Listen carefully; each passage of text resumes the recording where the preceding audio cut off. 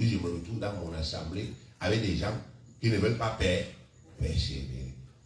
Et à cause de, je détruis donc ma croyance moi-même. Ah, ça ne sert plus à quoi? À rien.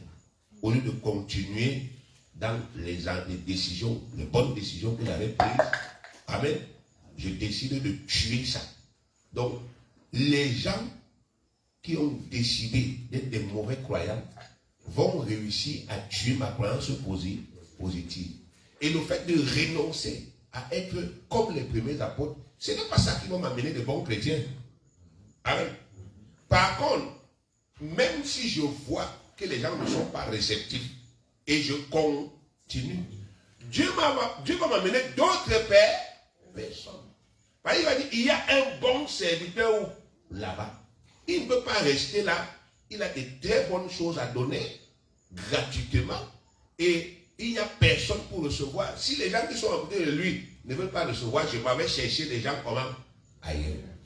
Donc, vous ne devez jamais permettre que la croyance positive que vous avez commencé à construire puisse être détruite par les problèmes que vous allez rencontrer. J'ai commencé à dire par rapport à l'argent, je construis une croyance positive. Et j'ai commencé à la mettre en pratique. Je dis que Père, au lieu de payer la dîme normale, je paye la double quoi? Dîme. Par exemple, la double quoi? Dîme. Moi, je paye 2 fois. Donc, quand tu me donnes 10 000, je te donne 2 000. Au lieu de me donner combien? 1000 francs. Et maintenant, les problèmes arrivent, je change. Non. Je dois persévérer. Même comme il y a les difficultés, je persévère. Et je peux tomber. Mais je ne dois pas rester dans la chute. Oh, comme j'ai failli. Non, je me relève, je continue avec mon principe là. Parce que c'est le fait de pratiquer la croyance positive, même dans les situations les plus difficiles, c'est ça qui permet d'obtenir les résultats. Amen. Bien aimé, quand vous étudiez les hommes de Dieu, les vrais hommes de Dieu, ils ont cru pendant les pires moments de leur quoi? De leur vie. Amen. Il y a des gens qui ont cru